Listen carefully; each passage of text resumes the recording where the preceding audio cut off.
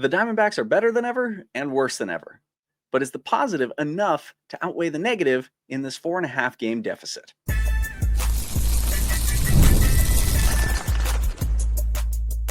You are Locked On Diamondbacks, your daily Arizona Diamondbacks podcast, part of the Locked On Podcast Network, your team every day. What's up and welcome to the Locked On Diamondbacks Podcast, the show where we talk nothing but the D-backs Monday through Friday. And thank you so much for making Locked On Diamondbacks your first listen every day. I'm your host, Danon Biggs. Today's episode is brought to you by Game Time. Download the Game Time app, create an account, and use code LOCKEDONMLB for $20 off your first purchase. Today, we're going to be talking about what we need to do as the Diamondbacks, as well as what needs to happen just in general for us to make it to the playoffs. We're also going to be covering all of the remaining games and series and what that looks like and what that means for us and what our chances look like. But first, we're going to recap last night's game. Because last night we played the Giants for the second time. So game 2 of our series against the Giants. And we are seeing the Diamondbacks' momentum nearly come to a halt. By the end of the game, it felt like we were really not moving. So today's game, game 3 against the Giants, is going to be very important that we get that going again. But we're not talking about today's game. We're talking about last night's game. So let's do that. Gallen shows up, walks the first 2 batters he faces, and then gives up a home run to the third batter he faces. So right out of the gate, it's 3-0. Right after the offense did nothing in the top of the first or the top of the second, and so on. He did get into a mess again in the 4th inning where he had runners on the corners and 1 out, nobody out, and managed to only get away with 1 extra run. So he actually got out of a jam more or less, thanks in no small part to a very incredible double play by Vargas, which we'll talk about in a minute. We did see in the top of the 5th inning a little bit of momentum from the Diamondbacks. We got back-to-back doubles, one from Tim Tawa and one from Jordan Lawler. Jordan Lawler then stole third with only 1 out, which allowed him to score on a sac fly. So the lead was cut in half, 4-2 by the 5th inning. So looking pretty good until the very next batter for the Giants hits a home run off of Zach Gallen. So now it's 5-2. So there goes our momentum. Perdomo, Blaze, Alexander, and Vargas, luckily, however, did end up getting a single each in the next inning, which scored 1 more run. So that was pretty nice. We ended up having runners in scoring position to tie it, but then we had a good number of just absolutely ugly strikeouts, which had been riddling the Diamondbacks for the last 2 games, which ended that inning. And then from there, neither team really did anything. Pitching kind of just took care of things, and the game ended 5-3. So let's talk about some takeaways. Okay, that was basically what happened. That's on paper. That's what we saw, and it'd be easy to say, "Oh, well, that was horrible. There's nothing good that can come from that." No, there actually are some good things, and I want to talk about them. Number 1, and I actually didn't include this in my notes today, but I wanted to talk about it. Tim Tawa, my boy, my main man, is back. And the reason he's my main man, much like many of you guys with sports players, is he is a friend of mine on Road to the Show. Him and I have progressed through the leagues very well. So anyway, Tim Tawa and I are besties. And then, sorry I said that. He did very well. He had his double. He had another single. For a while, he had the only 2 Diamondback hits. So he was doing very well. Blaze Alexander, I mentioned him before. I'm going to say it again. I love Blaze Alexander. I love what he's able to do. I love his ability to hit the ball. He hits the ball the other way every single time, which is weird. I love it. He's incredible defensively, and his energy is amazing. It's exactly what we need. Every time anything happens, every time the camera shows him, he's smiling, he's laughing, he's looking at the dugout, he's looking at the other players, and boy, what a handsome smile he has too. Matt Williams over there on third base must have been flustered. He had nearly a home run. You're not going to see this on the stats either. His first at bat, so close to a home run, dead center. Any other part of the ballpark would have been gone. He also had 2 singles and some pretty stellar defense on the day. So Blaze Alexander, I'm very excited for him. Going to be probably one of our all-stars next year. That's my prediction. Vargas had a hit and an RBI as well.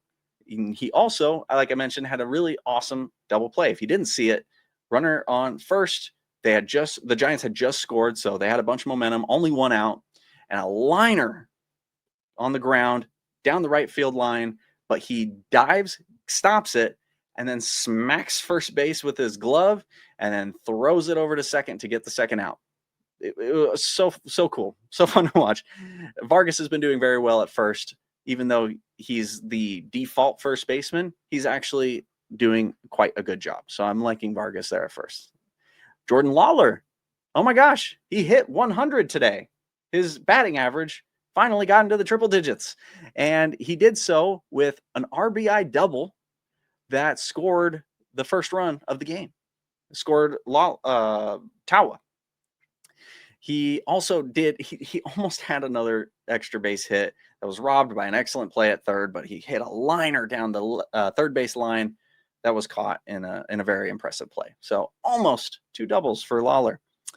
Perdomo, he had a pretty good game today as well. He needed a good game. He didn't get any huge hits. He did get 1 single, but what he did do is he had 3 at-bats that all went to 3-2, full count. Made the pitcher work every single time. 2 of those ended in a walk. So he got on base 3 times, made the pitcher sweat, did a pretty good job today. He probably needs some good hits to kind of get his own momentum going again, but this was a good sign. Okay, Corbin Carroll, Ketel Marte, absolutely nothing.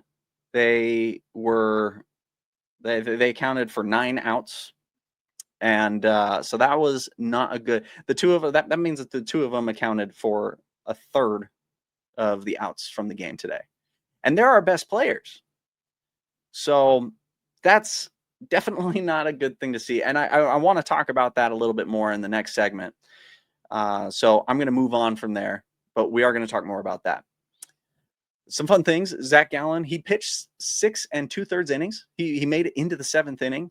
Because we're playing the Giants so much here in the next 2 weeks, we need to limit the amount of relief pitchers that they see as much as possible. And Zach Gallen actually had a very low pitch count up to that point. So he went out for the 7th inning, faced 3 batters, got 2 outs. And then John Curtis came in and took care of the rest. John Curtis actually came in, basically went 4 up, 4 down, got the last out in the 7th inning, and got 3 up, 3 down in the 8th. Unfortunately, there was not a 9th inning. So that's too bad. But I'm sure if there was, he would have done great. We'll never know. But he did do good in the 7th and the 8th. Zach Gallen also happened to pass Robbie Ray, who he was facing in the day, who was pitching yesterday. He passed Ray on the most strikeout list in franchise history for the Diamondbacks. Robbie Ray had 998 strikeouts as a Diamondback. Zach Gallen came into the day with 997, and he got 998, 999 strikeouts. Sorry, he was at 996, got 997, 998, 999. So he's 1 away from 1,000 strikeouts as an Arizona Diamondback, which trails only Brandon Webb with 1,065. So he's only 66 strikeouts behind Brandon Webb. And then Randy Johnson, who has 2,077. So I don't think he's going to hit Randy Johnson unless he stays on the Diamondbacks for another 10 years. But still, kind of fun, impressive. But the last takeaway, we just struggled at the plate. I don't know if it was something in the air. I don't know if it's because we have a lot of young players and we were facing Robbie Ray, who has that wicked curveball, but it was all the other pitchers too. We could not hold the bats. We kept swinging at just horrible pitches, non-competitive pitches, and check swinging every other pitch. So I'm not sure what it was. It very well could have been something in the air. If you saw the game, you saw it was musty. It was foggy. It was raining for parts of it. It was misty the entire game. That could have been it, but their team was playing in the same conditions as ours was. So that's not really an excuse. It is something to take note of, but again, you should be able to play baseball wherever you are. The other team is. So now it might seem like all is lost at this point, but we wouldn't be true baseball fans if we didn't hold on until that final elimination game. And I'm actually going to show you how it's possible to make it to the playoffs still. And it's actually quite a bit more possible than you think. So stay tuned and we will talk about that. The NFL season is here and FanDuel is making sure you're ready for kickoff with a can't miss offer. Right now, new customers can bet just $5. And if your bet wins, you'll get $300 in bonus bets to use across the app. It makes every game more exciting, whether you're watching your team or just keeping an eye on your fantasy lineup. So are you ready to play? Download the FanDuel app now by visiting FanDuel.com to get started. That's FanDuel.com to place your first $5 bet.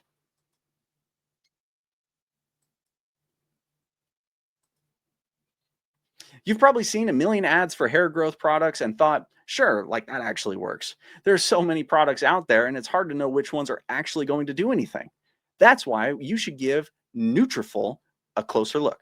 Nutrafol is the #1 dermatologist recommended hair growth supplement brand, trusted by over 1.5 million people. And it's not just hype.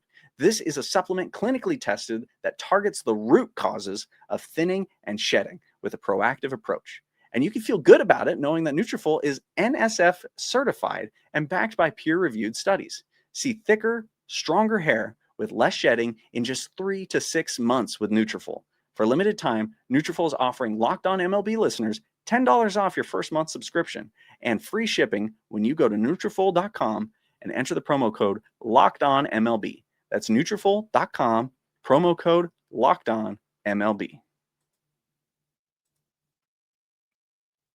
All right, I had to scratch my nose that entire time, but I didn't because I'm a professional, and I'm still a professional. I'm just an itchy professional. Anyway, let's talk about what needs to happen in order for the Diamondbacks to make the playoffs. So, like I said, we're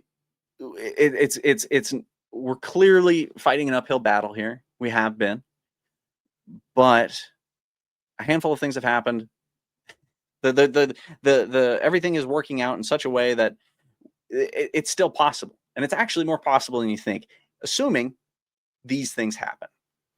But I'm going to start out with internally as the Diamondbacks. What can they do to make it to the playoffs? I'm going to say right now, first off, Corbin Carroll, Ketel Marte, and Geraldo Perdomo need a day off, or they need some sort of mental reset, physical reset. I don't know what it is, but those three players who usually have been a huge push towards our wins, they're productive in offense and defense. They're no question. Even the defense has been struggling lately in some of those. So they need something to start over. And Torey Lovullo has come under a lot of fire over the years because he gives players days off. And it's like, oh, what are you doing? You know, you got to be competing and you can't take out your best player. Oh, Ketel Marte is sitting out. Oh my gosh, he's being coddled. He's not being coddled. Listen, Torey Lovullo made this mistake early in his career. I don't even know that I'd call it a mistake, but he saw this happening where the Diamondbacks played amazing. I don't know if you guys remember this. The Diamondbacks a few years ago were the best team in baseball for a while. There were years where they were in first place in the division for more of the year than they weren't. But the last few months they would burn out because they were playing so much. He would throw in the same relief pitchers who were proving to be good. He would throw in the same closers every single time, and they did very well, and we won lots of games. But then the last 2 months of the season, their arms were burnt out, and our hitters couldn't do anything because they had played all the same games. And so then you have to bring in the young developing players to try and make some of that up. But because you never played them before, they're not experienced enough to do anything. So then you're just basically playing a AAA team in the last few months, just praying that your lead doesn't disappear, which it inevitably does.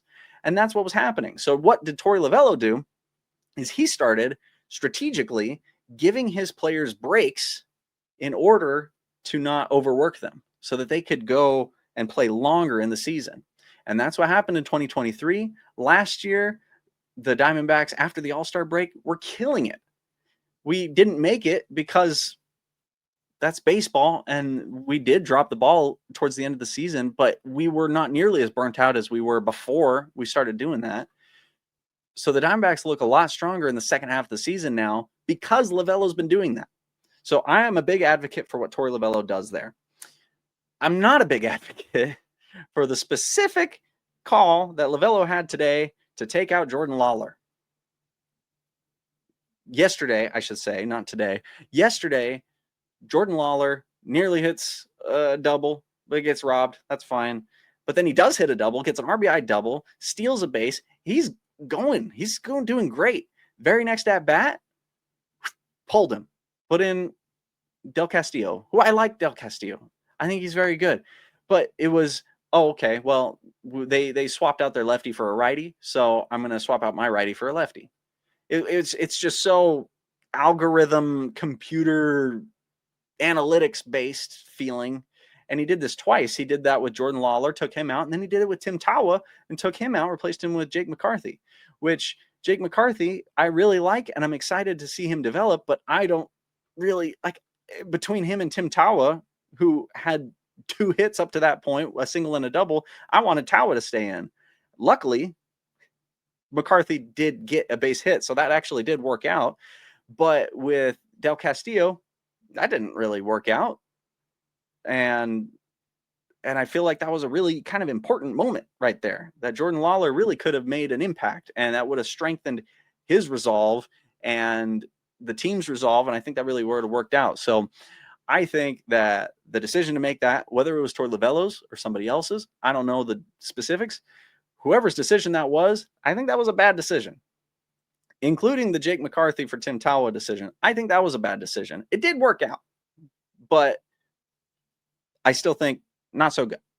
But the reason he's doing this, and from what it appears that Torey Lovullo is currently scouting next year's team. Because when you're getting ready for a season, you have spring training, you have expedition games, you have, practice and whatever baseball players do. I was never a baseball player. I was never good enough to do that. But you watch them and you get a good idea of what they can do, but you don't really see what the players are like under pressure and in high leverage situations. You don't see them playing against big MLB teams like that. Right now is a prime time to scout out next year's roster. And Torey Lovullo is taking advantage of that. So was he going into this game going, okay, we're going to give Jordan Lawlar 2 at-bats, and then we're going to give Adrian Del Castillo 2 at-bats. Then we're going to have Tim Tawa have a few at-bats, and then we're going to give Jake McCarthy some at-bats. Maybe that's what they were doing going into this, and fine, I guess that's what you do. But I think that's a plan that can change, if those 2 players are doing super well, take out James McCann, put Del Castillo in for McCann. Don't put in Kaiser. I don't know why they put Kaiser in. Also, that was another one. They put in Kaiser to bunt. There was a runner on first and second, and they put in Kaiser just to bunt, and he popped, flied, bunted. Sorry, I'm all flustered. I can't even talk. So just some questionable moves there, but it all does start to make sense if you think about it as Torey Lovullo scouting for next year. But it is a bit frustrating when you see that and you're like, but we want to win now. Like we only have 16, 17 more games, and we need to make up this room so we can make it to the playoffs. We want to play in October. So can we focus on winning this game? And that is the balancing act that I think Lovullo is trying to do right now.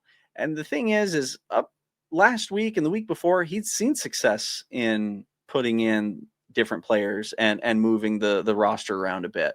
So I don't fault him for thinking that it's going to work, and I don't fault him for trying it, but I do feel like that's kind of a, hey, we're winning by 2 or 3 or 4 or 5 runs.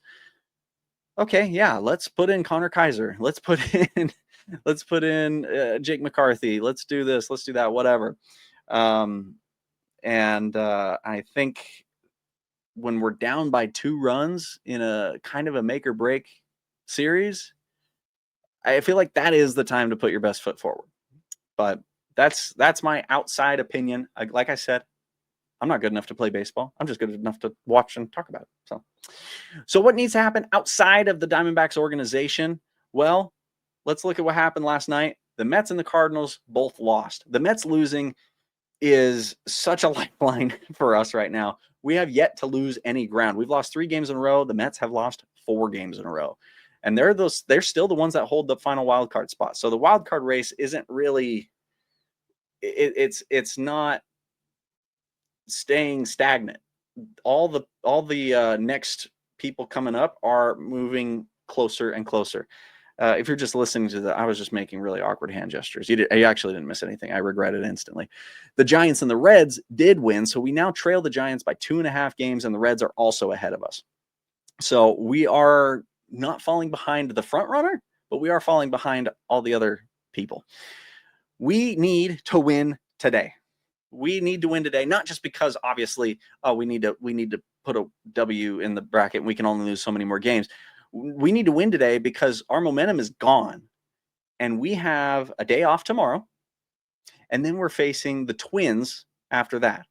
The Twins are not, and I'm not bagging on the Twins, but they are the team to sweep. Like, if we need to sweep a team, they're the most likely candidate.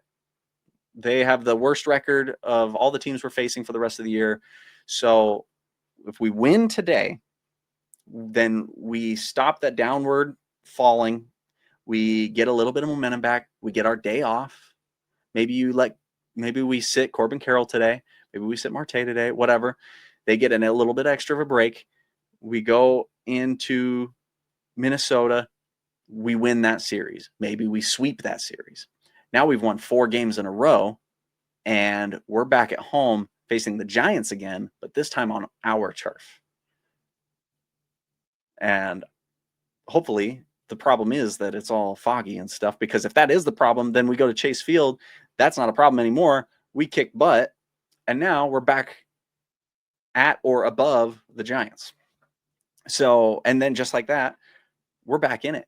And if the Mets continue to lose games, maybe not at the pace that they're losing games, but more than we lose games, then we're catching up to the Mets. By the time we're done with our next Giants series, we might be right there.